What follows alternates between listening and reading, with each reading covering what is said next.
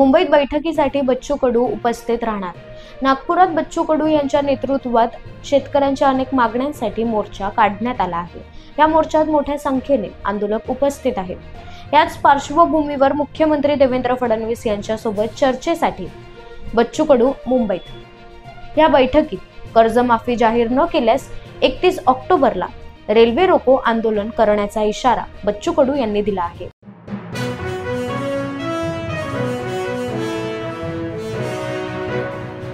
आमदार रोहित पवार अडचणीत। बोगस आधार कार्ड प्रकरणी राष्ट्रवादी काँग्रेसचे आमदार रोहित पवार यांच्यावर गुन्हा दाखल करण्यात आला आहे।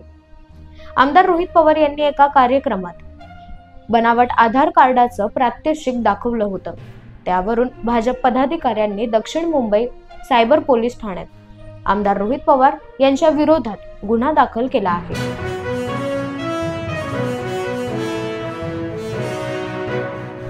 लाडकी बहीण योजनेबाबत मोठी बातमी। योजनेसाठी सामाजिक न्याय विभागाकडून निधी वितरित। मुख्यमंत्री माझी लाडकी बहीण योजनेसाठी तब्बल 410 कोटींचा निधी वितरित। मुख्यमंत्री माझी लाडकी बहीण योजनेचा ऑक्टोबर महिन्याचा हप्ता वितरित करण्यासाठी सामाजिक न्याय विभागाकडून तब्बल 410 कोटींचा निधी वितरित करण्यात आला आहे।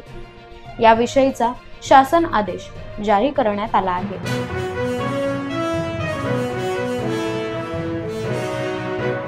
बच्चू कडू हे लढवय्ये नेते, खासदार संजय राऊत यांचे वक्तव्य। नागपूरमध्ये बच्चू कडू यांच्या नेतृत्वात सुरू असलेल्या मोर्चाबाबत खासदार संजय राऊत यांनी मोठं विधान केलं आहे। बच्चू कडू हे लढवय्ये नेते। बच्चू कडूंना जर 7/12 कोरा करण्यात यश मिळालं तर नक्कीच आम्ही त्यांचं स्वागत करू। खासदार संजय राऊत यांच्याकडून बच्चू कडूंना पाठिंबा।